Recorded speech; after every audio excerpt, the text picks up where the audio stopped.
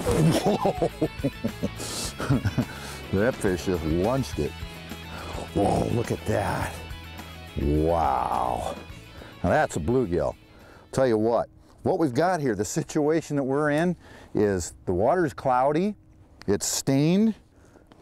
We had a big light change here. The sun came out. We had a cloudy, foggy morning and it was kind of slow. And all of a sudden the light came up and the fish are moving up to the jig. They would not move before. They just sit there and you'd have to really tease them to bite. The activity levels can change dramatically when that light changes big like that. It's important to keep moving around, especially after you've burned a hole for a while. Now see, I can see activity in this hole. I know there's some fish here. The bigger fish especially are not going to sit still while you're hauling fish up around them constantly, especially in lakes that have a lot of pressure. So it's best to just drill all your holes early and just keep moving around and look at the different depths.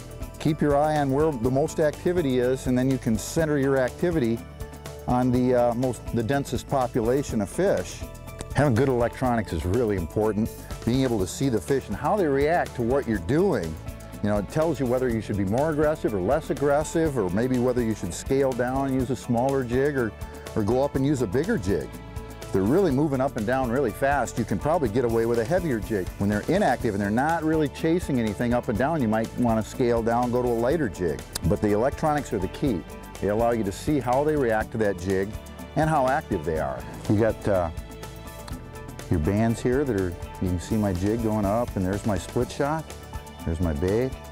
There's your fish separated from the bottom. You're looking for those separated lines, those lines up off bottom. That means they're up and looking around. They bite so light.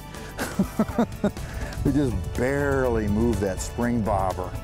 See that nice backbone in that rod? You gotta have a nice backbone in a rod. Oh man, look at that. What a horse. That's what we call a Brahma bull in this business.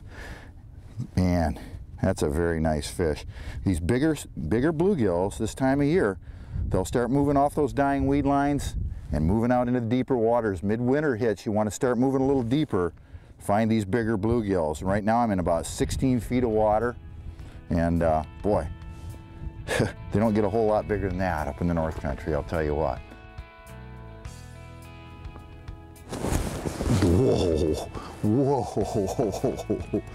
ooh, this is a toad. Look at that. Oh my goodness, what a fish. Wow, catch bulls like that, you got to ride the range. You got to keep moving around. We just keep walking around and we look for a fish in the hole that's up where an active fish should be, looking for a big mark, and I found one. What a beauty. Tell you, that's what it takes. You got to stay mobile, you got to keep moving, and you got to keep jumping around from hole to hole. Find these big fish in midwinter after they've been pounded on a little while. There you go, honey. Oh man, let's call it a day, boys. Hey Carl, let's get out of here.